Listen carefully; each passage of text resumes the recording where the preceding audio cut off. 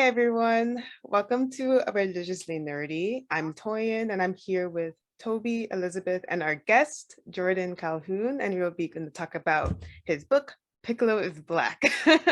and yeah, so I guess you could first introduce yourself briefly, and then, yeah. Yeah, gladly. So my name is Jordan Calhoun. I am a writer and I'm editor-in-chief of the site Lifehacker, also editor-in-chief of the site The Takeout, it's a food site, and contributing writer for Black Nerd Problems and The Atlantic. And my debut album, or not album, actually I'm gonna think of it as an album. My first album, Piccolo is Black, just came out this year. Love Really that. excited about it. Happy to talk about it and hope that people listening go out and are interested in reading it. Yes, definitely. Because I heard about your book through the Sailor Moon podcast. And this was like Nice. a while before the book came out. It was like a while. So like immediately when I heard about it, I was like definitely pre-ordering because like I need to know. Yes. I appreciate that. That was a fun podcast to be on, and I'm glad to be here with you all. All right, awesome. Thank you. Cool. So like other than like achievements and like your resume, could you just talk about like yourself personally? Like who is like Jordan Calhoun and like who are you exactly? Nobody special. That's like a deep question. I could like who are you? Philosophical and like who makes up the spirit of who you are? What is important to you? How do you navigate this world? Your origin story. I'm a dude who loves writing about the intersections of pop culture and real life.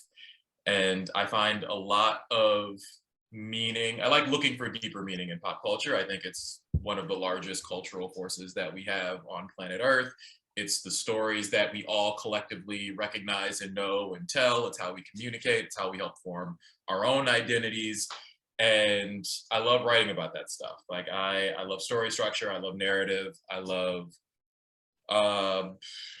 fiction. So yeah, that's a lot of what I write about right now. That's a lot of what the book is about. A lot of my column for The Atlantic is about pop culture and ethics. And we'll probably talk about some religious stuff in a little bit, but a lot of my writing for The Atlantic, particularly right now, is about how to rebuild your view of ethics or morality if you don't have the religious framework that you grew up on. So me, I was raised Christian. I had a particular view of morality that was based in the Bible.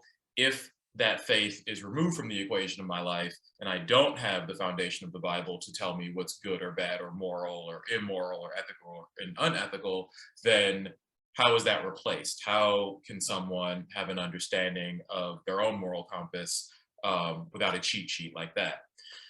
So that's fun, and I like looking at that. I like marrying that with pop culture. I think there are a lot of deeper meanings that can be found if we look through the stories that we share with one another and what they teach us or don't teach us in terms of right and wrong and the type of people that we want to be and how we interact with one another and how we understand one another. So all of that is to say, I love movies, TV shows, comic books, any form of accessible entertainment. I love paying attention to and thinking a little bit too much about. Yeah, don't we all We all like that. think about Yeah. So that actually leads us into our next question of what are you currently nerding out about? Since you like all of these things, what's your main focus these days? These days, I've had not a grand return, but a very pleasant return to video games. Actually, so my reward for finishing the draft of this book, I told myself when I was working on writing a book, which is not the easiest thing, or at least it wasn't easy for me. Writing the book, I told myself when I was done with the first draft and I would buy myself what was then a PS4. And I finished the draft of the book, got a PS4, and that was my first time diving back into video games since, in earnest, basically since like my teens or early 20s. So being able to play video games again was absolutely great. And then I got a PS5 when it came out, and I never play as much as I want to because I just I don't make enough time for it. But that's the thing that I would probably say is relatively new in Mhm. nerding out for me is like, or not new, new probably isn't the right word, but it's sort of a Return, like a return, yeah, a yeah. return to something that was a really important part of my life when I was young and during my formative years. I got away from it for a while, and now I've gone back to being able to play games. And it's so, I mean, part of it is like, you know, riding a bike, and the experience is familiar and just refreshing to feel like I'm a kid again. But also the narratives are a lot more complicated now. I mean, if you're gonna play a game like God of War or The Last of Us or something like that, you're gonna find Mhm. a lot more complicated narratives than, you know, what I Definitely. was following when I was playing Street Fighter 2 as a kid. So, like that's been the main thing that I've been nerding out on recently, aside from just trying to keep up with all the television that Oh, too exists right much now. television right There's There's so so much, many good now. shows. Oh man. 2,000 streaming services, and all of them have different versions of prestige TV, and it's a lot to keep up with, but I do my best to keep up with it. It's a Sisyphusian task. Like you're just never. It's like drinking from a fire hose. But yeah, that's those are my two like main nerd domains right now. Is like geeking out on TV and geeking out on video games. Hmm. Cool. And It's I feel like funny. I'm the same thing too. Yeah, because I think Stranger Things just came out recently. I remember how that like every time that show comes out, you like have I feel like you have to watch, like you can't like wait. You have to like binge it when it comes out. And but then like they're coming out on like Memorial Day weekend and then July 1st. So there's things happening. So it's like, how am I gonna catch up? And then yeah, it's crazy. So that's like an example of Yeah. just too much TV being out right now. Yeah. Hmm. Yeah. Right. All right. So I guess you can tell us a little bit more about your book and what inspired you to connect your faith with your nerdiness and writing this book. Hmm. Yeah, I mean, race, religion, and pop culture were the three, or still are probably like they were the three main themes that were formative in my like preteen and teen years. Those were the Hmm. like the three themes that really molded or Mhm. impacted my identity and how I was navigating the spaces that I was navigating at the time. Hmm. So when I was deciding what type of book I wanted to write, initially I wanted to write something that was about race and pop culture, that was about racial coding, and I wanted to approach it, I mean, not necessarily academically, but it probably would have read something like that. It would have Yeah. read like a history of animation and the evolution of animation from its very, very racist origins to, you know, through the Yep. 80s and 90s to whatever it is now, and the future of it, and, you know, what racial coding is and all that type of stuff. And I ended up deciding through some influence from editors to make it a memoir and to have my personal life be the through line for all of this stuff. Like, people are interested in racial coding, people are interested, or at least a certain number of us are, but having a person to tie it to is what makes that type of thing real and relatable and understandable, to see Mhm. how it affects an actual person. Like, how does this idea really affect humans? How does it affect people in a positive or a negative way? So once I decided to make it, you know, to use myself and use my Mhm. own personal story as a narrative tool to get certain ideas across, then I couldn't talk about that stuff with any ease or honesty without including religion in it, because religion was such an important part of my life Mhm. growing up. So those are the main three themes that kept coming up in all of my writing. It was race and it was Mhm. religion, and it was how those two things interact with the media that I was consuming. Mhm. So those became the important things. Like, I was a nerdy kid growing up, and I really loved cartoons and comics and all of that type of stuff. And I mean, I still do.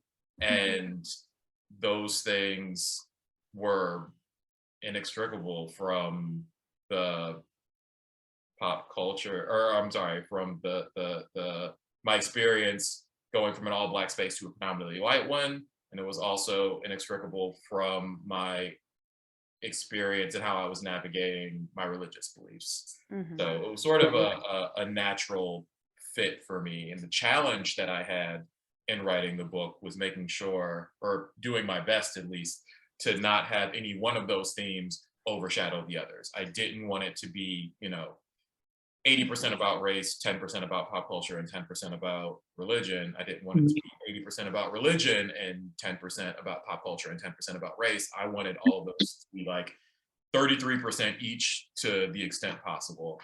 And I mean, hopefully I was able to do that. I feel really happy with the result. I'm really Yeah, proud of the book. definitely. It's like I am thrilled to have written it and to have it out in the world and to be able to have conversations like this in a way that a lot of people either weren't able to have or weren't able to have it with such a specific like anchor or entry point into the conversation. Even the title itself, Piccolo is Black, I love just as a inside joke for people who already understand racial Yep. coding. Yeah. Like, no duh, Piccolo is Black. Like, and an entry point into the conversation for people who don't know who Piccolo is and don't know what racial coding is. And this whole conversation would be completely foreign to them because they never thought about it before, Definitely. mostly because they're probably not Black. So yeah, I'm really proud of this book for the opportunity for conversation that it brings, and for, I mean, I guess I'm proud of the amount of courage I feel that I displayed in being vulnerable in the book and sharing personal stories and using Mhm. myself as a means to share a lot of the stuff that's covered. Mhm. Yeah, definitely. When you could very much tell when you were writing the book how much passion was going into it. And, of course, the vulnerability that went into it. And it kind of made me personally think back to my own childhood because I was raised Christian and then I went to Catholic school. So there was like this weird connection in our house where we would do Catholic stuff at school, but we would come home and do Baptist stuff at home. Oh man, Oh my God.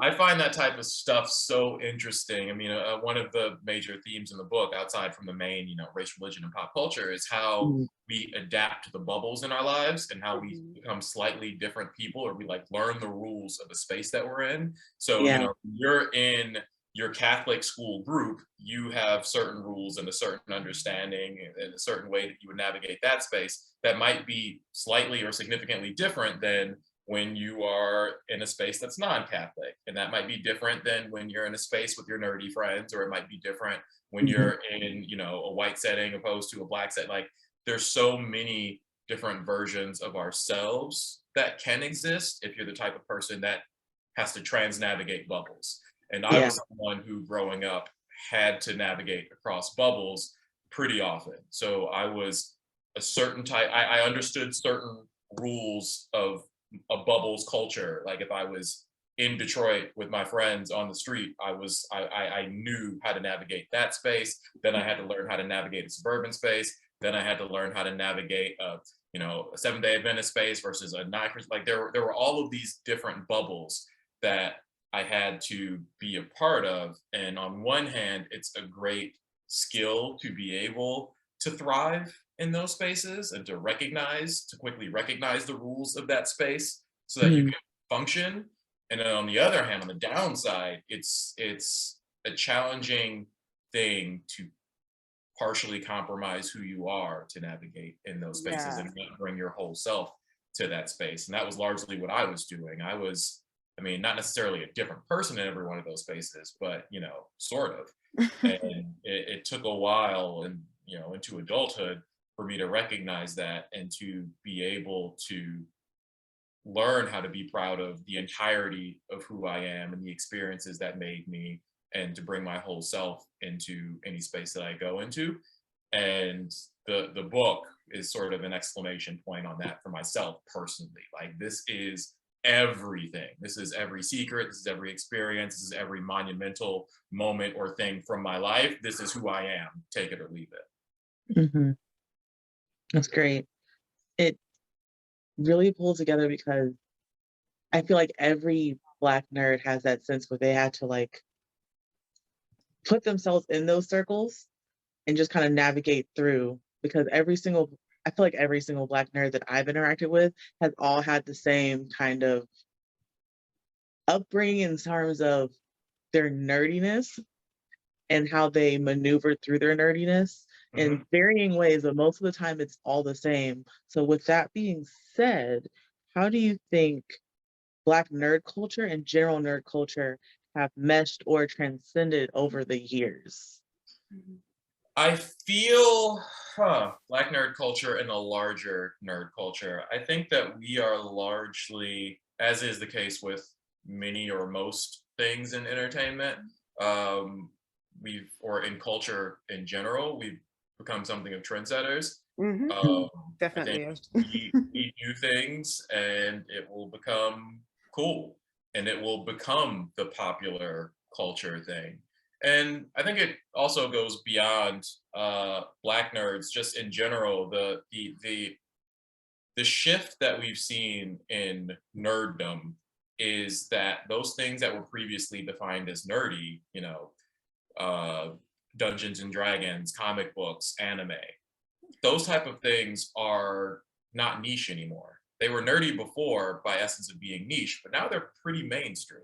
Like nerd culture is now pop culture. So what does that mean for the definition of being a nerd? Like nerdy is no longer defined as knowing, can nerdiness be defined as being into Dungeons and Dragons when the #1 thing on Netflix is Stranger Things and the #1 villain that everyone recognizes Stranger Things is a Demogorgon? Can nerdy be considered, knowing anime when literally everybody knows anime now? Like it's not a niche thing anymore. Can nerdy be, reading comic books when comic book movies are by far the largest entertainment, piece of entertainment in the movies, like in Hollywood right now? It is the largest market. So none of those things are nerdy anymore in the traditional sense. And I think there's been sort of a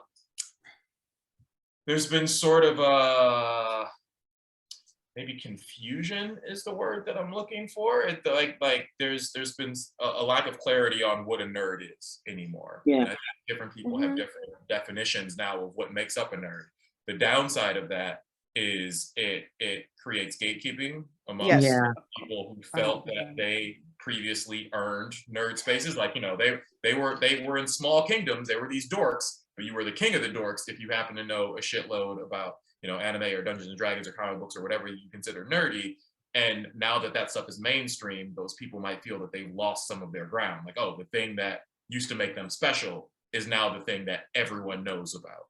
So there's some gatekeeping that takes place on people who feel threatened that way because they want to feel that they are still the nerds. Like, oh, they know more about this stuff than you, and they're going to be sort of exclusionary. They're going to be elitist about their fandom. The way that I look at nerdiness and the definition of a nerd now is that it's more about being an enthusiast to the point of wanting to share something. I think it's the antithesis of gatekeeping. I think being a nerd is to love something enough that you want someone else to talk about it with. So if I'm watching, Ranking of Kings or some other random anime and I really love it, I want to tell someone else to watch it so that I could talk about it. If I am loving a video game or a comic book or whatever thing that I'm loving, it doesn't even have to be traditionally nerdy. If I am really pushing it on other people or someone else because I want to be able to share it in that experience with someone, that's what I think of as a nerd. There's someone who loves something enough to be a promoter of it, to build a community around it. Okay. I love that definition, definitely, because that's what all of us are about, the three of us especially. And I remember, I was never a gatekeeper too growing up. Every time, the amount of pressuring I did on people to watch a certain anime or do something, I did that too much. I don't know. I'm thinking back, I was cringy back then, but whatever. But I like that definition. It's pretty nice. I like that. Yeah, very nice. So next question would be, so do you have a favorite quote from a character that gets you through the day or motivates you on all the various things you do? Oh man, this is one of those questions I should have. This is one of those questions where you do it but not realize it. Like there are a million quotes that I know, that I think about. that I'll tell myself from, you know, whether it's from something that I watched or music or whatever. But then when you're asked it on the spot, all of a sudden you draw a blank. So I'll mention the one that I talk about in the book, which is from a movie that's not exactly a nerdy movie at all, but that was really important to me growing up. Came out in 1992, and it was Robin Hood, Prince of Thieves, with Kevin Costner and Morgan Freeman. And there's a line in the book. It ends up in the beginning taking on a really funny meaning, and eventually taking on a sadder meaning. But it was when Robin Hood was fighting was fighting a bunch of the sheriff's men, and he was outnumbered, and he was calling on Azim to save him, and Azim was in the middle of his evening prayer, so he just was like, fuck Robin, he'll be fine. So he didn't go to save him. And then afterwards, Robin was like, you came all this way, you were supposed to protect me, you were supposed to be here, like you just left me to fight, 6 against 1. And Azim is like, you whine like a mule, you're still alive. And that's something that my brother and I would always sort of joke around and say to one another. And it's something that I still say to myself if ever I feel like I'm maybe being a baby or being dramatic about something that in the large scheme of things isn't very important. I'll tell myself, you grind like a mule. You're still alive. Like it's I love that. That's a quote that I find myself repeating in my head in Morgan Freeman's voice from Robin Hood, Prince of Thieves. Wow, I definitely need to go and watch that because I've loved reading that part in the book. Yeah. It's such a good quote. It's one of those movies where I don't know if you'll actually like it if you don't have the tie to nostalgia. Like if you didn't watch it growing up, if you didn't watch it at a certain age, then I still think it's good, but I'm looking at it through rose-colored glasses. I'm looking at it from the perspective of when I was younger and watching this movie. And it's sort of ridiculous, like Kevin Costner as Robin Hood, who's speaking in an American accent for no reason. Like the whole thing is sort of silly. But it was a classic. It was the second highest grossing movie of that year. And wow. It was super, super popular. It was back in the day when soundtracks used to have music videos with scenes from the movie. So there's this song by Bryan Adams, Canadian singer, Everything I Do It For You. And there's scenes from the movie in the music video. It's so classic. It's so classic. And it's funny because when you were describing it, I was thinking like, is the Zine guy a Muslim guy or something? I was like, this guy, Yeah, Azim was Muslim. He was a Moor, and he was the only Black person in the movie. Wow. And everyone responded to him in a certain way. They're just like, did God paint you? You're the painted man. Like they all had this reaction to him.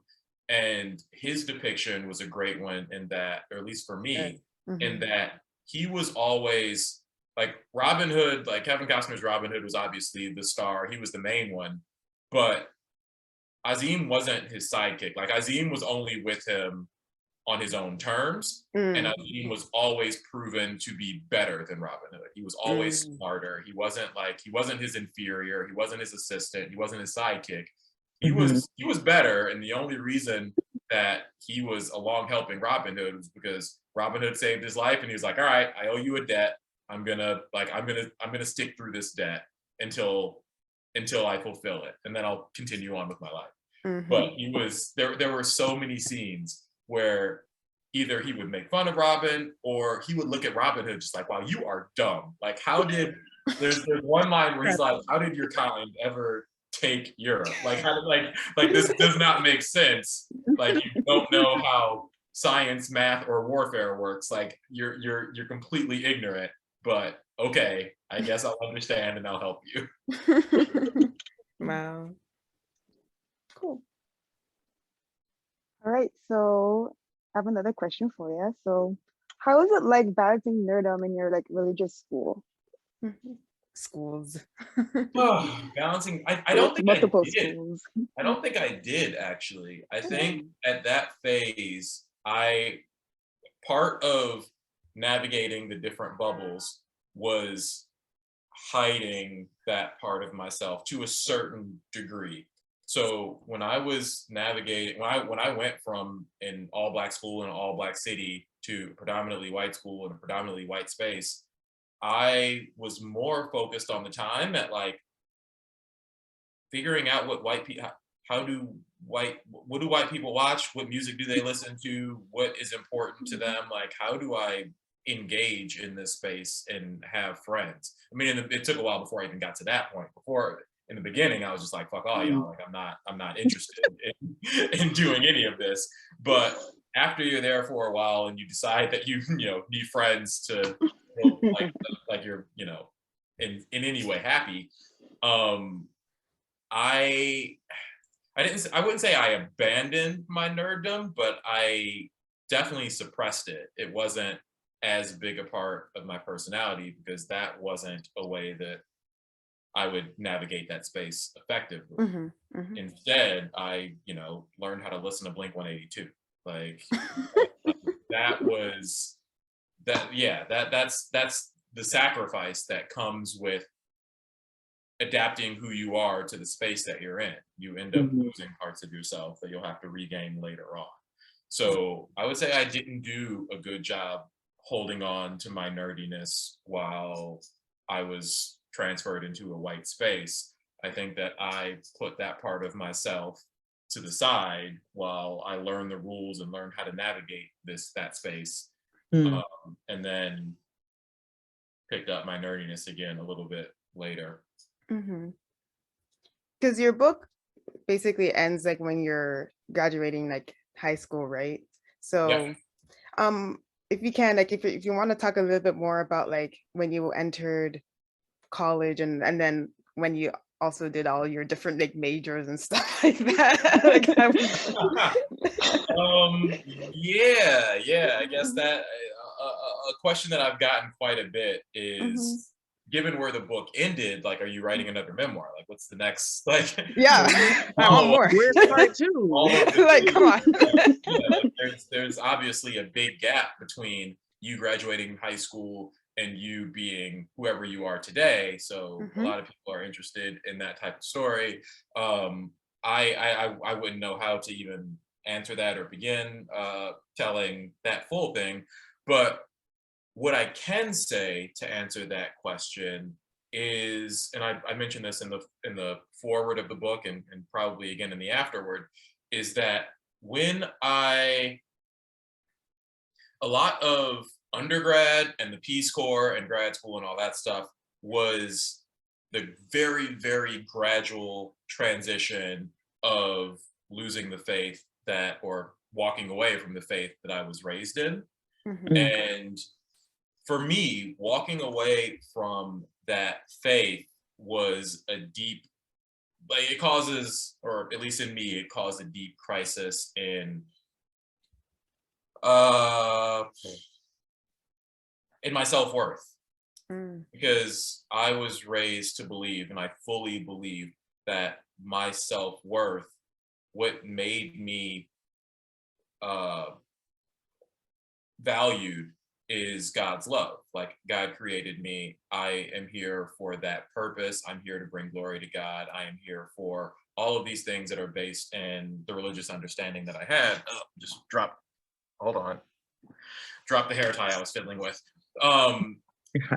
So when you take that away, then, so that coupled with being a Black person that was in a predominantly white space for a while and constantly felt the need of proving myself, proving that I was smart, proving that I belonged in a place, proving that I had some value or worth. Like between seeing everyone's expectations of me as being less than and losing the faith that gave me a sense of value and worth, those two things combined were sort of a perfect storm for making someone like me want to chase accomplishments for self-worth. And doing things, proving that I could do things, was a way for me to show that I am smart and that I belong and that I'm just as good as everyone else. So in undergrad, I ended up triple majoring and had a minor. Wow. I Wow. ended up, you know, I took 15 credits a summer. I moved to Tokyo for a while. I minored in Japanese. I took 22 credits one semester while I was working night shifts at the computer lab, just to show, like, it was a lot of what I did were displays of accomplishment or ability, so that I could say, look, world, I can do something. I am worthwhile.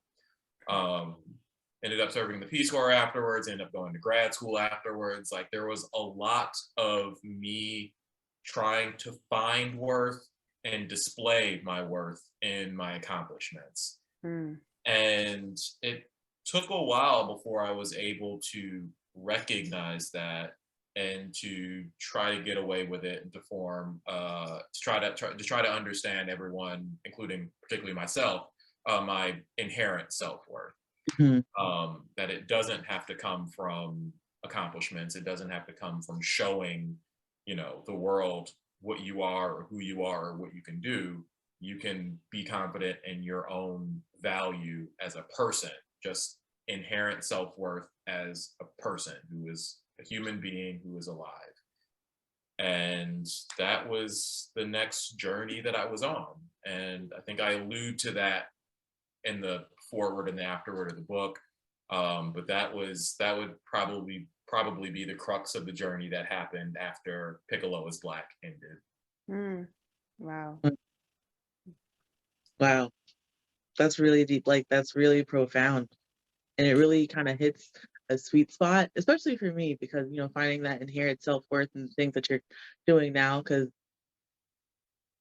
all the stuff that I do personally, like working full-time and going to school full-time, it's really hard. And all I want to do is just proving something. Yeah. And I guess it's like, no, I can do this, I can do this. Like, sometimes you need to take a break. Right. Sometimes you need to just take a step back and just look at everything and be like, hey, no, you're okay. You totally you're doing okay for what you're doing right now. Yeah. There's so much pressure from, you know, to prove who you are, to prove your worth, to prove, you know, like, I mean, part of it is just capitalism. Like, we Yeah. get the message that we are our work and we are our ability. We are what we can do and what value we can add, which implicitly suggests that we don't have value if we're not doing things. And it drives us to, I mean, for those of us who want to be worthwhile, to be, you know, to feel that we are meaningful in this world, it'll push us to overcompensate on that one. And it's a rough way to live if that's your framework. Definitely hard and tough. And also like to kind of relate to what you're saying about just like being alive and inherited self-worth, because well, as Muslims, it's like one of the things that we learn is that the fact that you are alive, you are worthy, which is, it's hard to like remember, like that's like a thing that that people should like remember, like the fact that you were brought on this, you like, understand it intellectually, but it's so but hard. then like, do you feel it? And it's hard it's to so like, hard to feel that in your bones. Like, even if I didn't do anything, even like I would still be worthy of life and happiness. So it's trying to like remember that you're here for a reason, for I don't know what the reason is, but it doesn't mean you're not meaningful, you know. And like, yeah. All right, so one of the things I did really like about your book was you talking about your relationship with your brother Daryl. And I mean, I'm a sister. I'm like, my twin is here. I have an older sister as well. We all are nerds, you know. That was like a big influence on each other growing up. So yeah, could you talk more about your like shared nerd experience that you had growing up, and like how much it influenced you and like your journey, just like growing up and stuff? Oh man, Yeah. a ton. My brother is 3 years older than me, and I was a very cliche, typical younger brother who like looked up to his older brother. So he was the archetype for my nerddom. Like, I got into comics because he got into comics. I got into whatever it was that he and his older friends got into, and I just wanted to tag along and be a part of the group. So he was, I mean, monumental in forming my nerd identity, and he was someone that I looked up to all the time. And as we were growing up, especially as we had to navigate across bubbles, um, he was someone who, so we began to speak our own sort of pop culture language, because any TV show, any cartoon, any movie that I watch, like, he has seen all of those cartoons and TV shows and movies. So he was always someone who I could talk with about really niche stuff that I probably wouldn't be able to talk about with other people who hadn't Mhm. seen, Exactly. who didn't grow up Yeah. watching King Arthur and the Knights of Justice, or Captain Bucky O'Hare, or Greatest Adventure Stories from the Bible, or whatever, like, random things that we were watching at 6 in the morning, or after school or whatever, or on the Sabbath, when we were Seventh Day Adventists and we were, only watching things like Veggie Tales on Saturday. So he was someone who I could he like, if nerddom is wanting to share things with someone else and have a community around it, he was what made me a nerd in that sense as well, because he was the person that I was sharing things with. I was the person that he was sharing things with, and we were each other's sounding boards for talking about the random things that we were into. So that was a monumental role in my nerddom, is like, he was the first person that I was sharing these things with. And the other thing, and I guess this is sort of outside of those years, but presently, and when I was writing the book, is that he was the validation for all of my memories through those years. So the things that we did, or the things that happened to us, or the things that we watched, like the TV show that I would think, like, did that really happen? Was that a fever dream? Did I make that up? Like, was there really a show called Tattoo Teenage Alien Fighters from Beverly Hills? Like, that type of thing.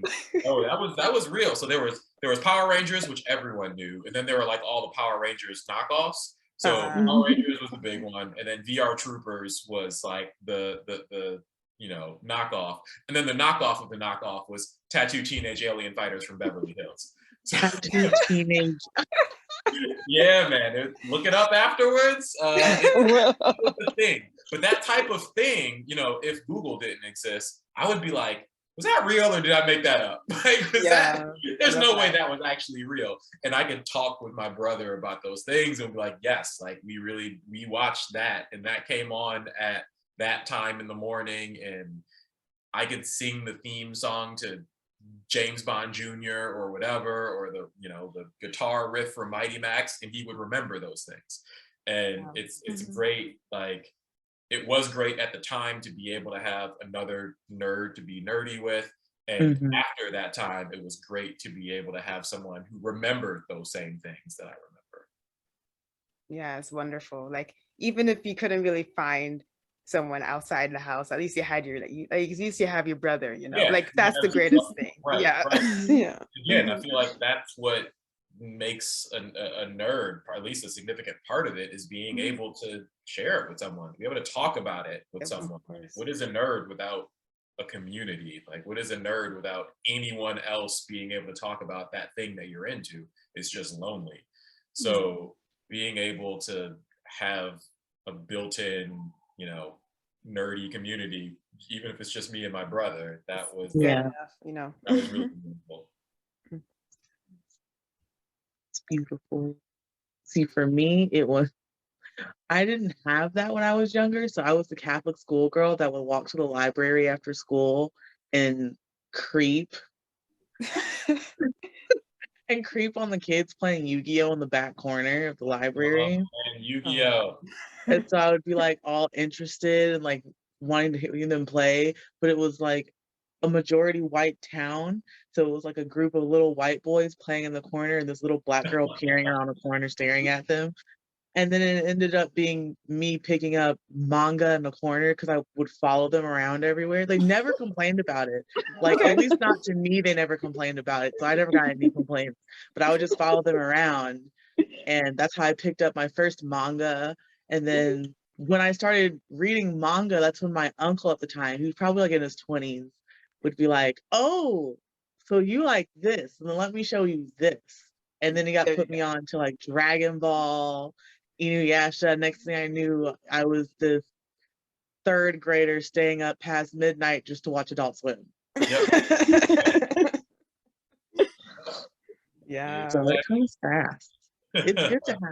It's good to have people that are in that community. Unfortunately, I didn't have anybody my age that I could talk to about it. Mm. So it was like I couldn't really talk to my uncle about that kind of stuff. But like it really does help to have like other people your age, especially to communicate with. Like Toby and Toyin have it easy. They're twins. Mhm. Built-in support system. Yeah, and our older sister is also just like 2.5 years older than us, so it was just like it was the same thing. Yeah. I'm thinking about it. Yeah. Thinking about it, I probably wouldn't have gone into anime without my older sister because, like, I just realized like everything I got into was because my sister introduced it to me. So it's like, That's wow. what it was like for me. That's what it was like Yeah. for me. Like I got into stuff that my older sibling was into, which is cliche, Yeah. but it's Mhm. real. Even with the game, we'll be watching her play Pokemon, and you're like, oh, and then like watching her play it. Like I think there was like was it Frogger or something like playing this difficult game, and you're like, what is this? No, it's just all these things. So Great. Elizabeth great. brought back memories. Elizabeth brought back memories when she mentioned watching people play Yu-Gi-Oh. I remember my first AOL screen name was Seto Kaiba because that was my favorite character. Yeah, that was my screen name. Wow, AOL. Yep. Wow, what a flashback. Wow. That's beautiful. Yeah. Oh my gosh. Mhm. So I do have something I want to mention from the book that I really liked is when you quoted that white kids were being taught to not see race, but I was like learning the exact opposite. So basically, as Black, you're basically have to see color in everything you do. Yeah, that's just part of life. And I, being like a Black Muslim woman, it's been hard to even find people who are also female and Black, and also even if it even exists, someone who's Muslim, Black, and female. So like seeing like all of that was just hard to do. So my question for you is, have you ever felt that you had to like scan for characters that were Black, but also like part of another like group or something like that? Yeah, so there was part that so the short answer to that question is not so much. It was enough for me that a character would be like coded as Black or explicitly Black. It did help if they were religious, since I was religious. So Azim, who I had mentioned earlier from Robin Hood, Prince of Thieves, like I wasn't raised Muslim, but it was meaningful to me that he was a religious person who was exercising his faith. Like he was one of those people that would live their, their values out loud in a way that I was trying to learn the confidence to do. Same thing with, man, any of the sort of bold Black characters that would, in the face of a dominant culture, say that I still am who I am and would feel proud of themselves. Like I loved the characters who had a sharp sense of pride. So Piccolo had that, Martian Manhunter, Ursula from Little Mermaid, like the stubborn ones, like Dinobot from Transformers Beast Wars, the ones who were just like, all right, y'all are different, but just because you all outnumber me doesn't mean that you're right. I'm still who I am. So those were the types of characteristics that I most admired, because I wanted to adopt that. I wanted to be that person, since I was the stranger in the strange land. I was, the minority in a space of a dominant culture that didn't reflect me and didn't value the things that I value. I wanted to be like, the type of person who would be like Azim or be like Dinobot or be like any of these characters who still stood firm in their culture and who they were. That being said, one of the things that I mentioned in the book in one chapter called Fight Like a Black Girl, which is that for all of the challenges that me as a Black boy had finding representation, Black women had it worse. Like it was They don't exist. so much harder.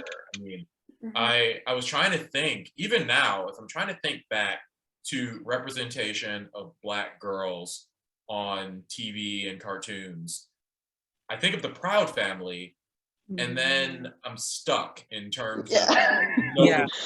it's like It's they're tougher with cartoons, but a little bit better with live action, but still it's like, yeah. yeah, Yeah. it was pretty sparse. There was one of the girls on the Rugrats, I can't remember her name.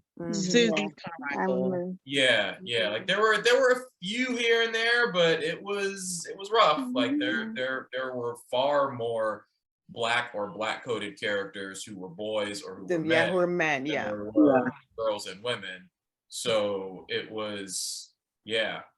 So that was a struggle that I didn't share as much, trying to add another idea. It's not like I need to find black people who are also men. Like they're like I had a privilege in that space, at least amongst black people looking for characters, and that like at least those characters were relatively plentiful compared to, you know, a black girl who was Yeah. looking for other black girl characters. Like there wasn't a ton of it.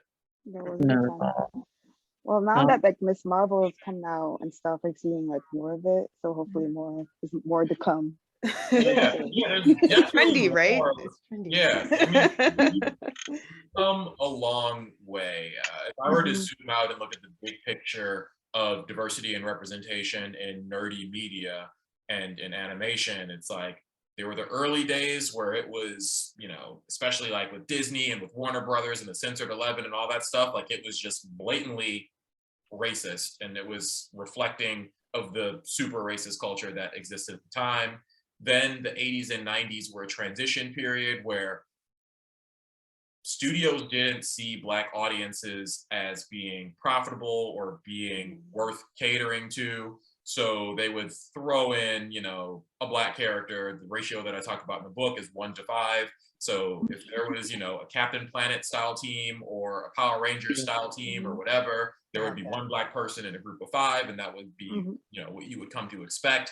But representation there it wasn't as blatantly racist as it was when they were doing, you know, Song of the South on Disney or doing the Censored 11, but it wasn't good representation either. It was a lot of racial coding, and that was where we learned that skill of racially coding characters and being able to try to find ourselves represented in a way that made us feel powerful. And then transition to hopefully now and into the future where there's more people of color actually creating these things and having more say in what's being written and writing our own cartoons and TV shows and things like that, so that these characters are authentic and meaningful and not tokenized, and there's more than one, and we get characters, you know, like Captain Marvel, and we get, you know, things like Black Panther was super meaningful because it showed to the people with the money that black audiences and predominantly black audience could be marketable. Like we already knew that. We didn't have a hard time with black characters or seeing the value in those characters and loving them and all that.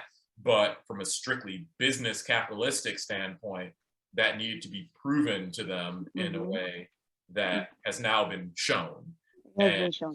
Hopefully continuing in the future, there's more and more opportunities for us to not just be depicted on screen, but also be behind the scenes in creating the stuff that we love. Yeah, definitely.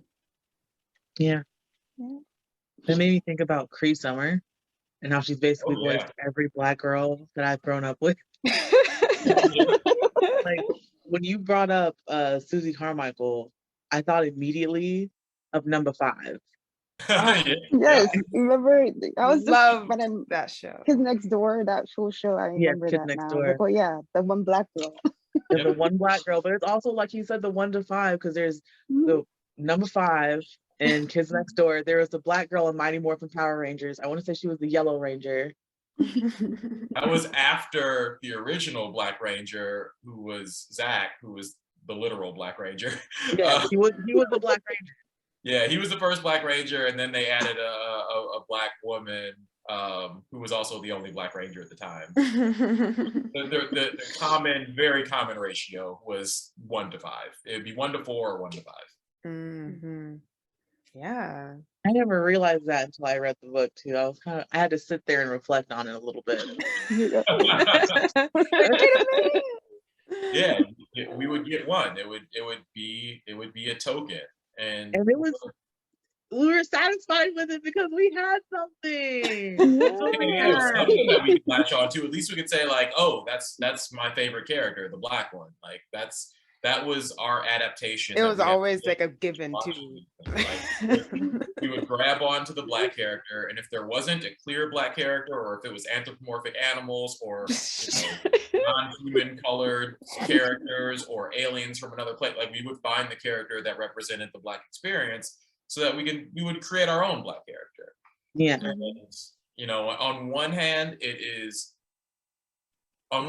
very sad and unfortunate and terrible and shitty that we had that was the landscape of media, that we needed to do that.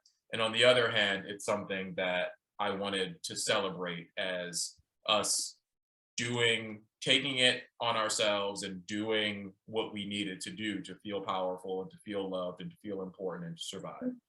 So I wanted to balance those things out in the book, and I wanted the overall tone of the book, even whether I was talking about the good and bad of the pop culture, or whether I was talking about the good and bad of my life and my personal experience. I wanted to try to balance the trauma with the love. I wanted to show that, like, these things might have been terrible.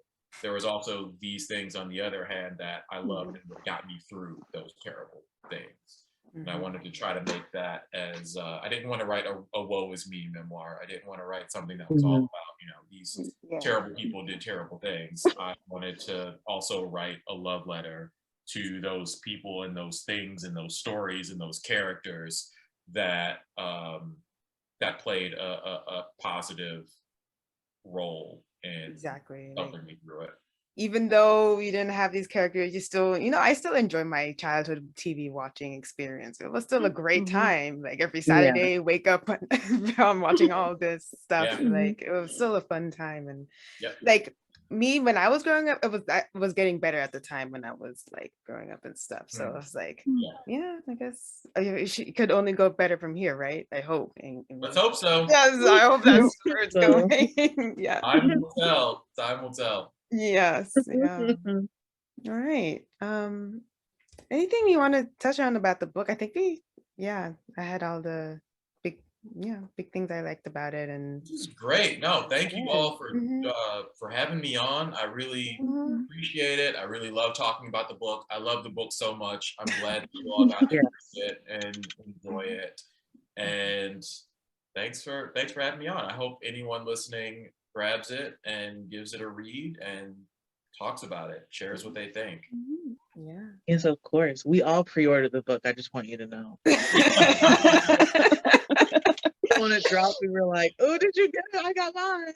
I appreciate it. Ever heard anyone talk about this? Like really though, like in depth? Like come on, like also educate people for once, like people who don't have to think about this every day. It's like at least that was part of the goal of the book. Was there's like, again, Piccolo is black being a concept that we talk about or that we understand and that we just know without really thinking too much about. We talk about it on the internet, we talk about it in person. It's not really like a revolutionary idea for people who've known it forever and have understood the idea of racial coding.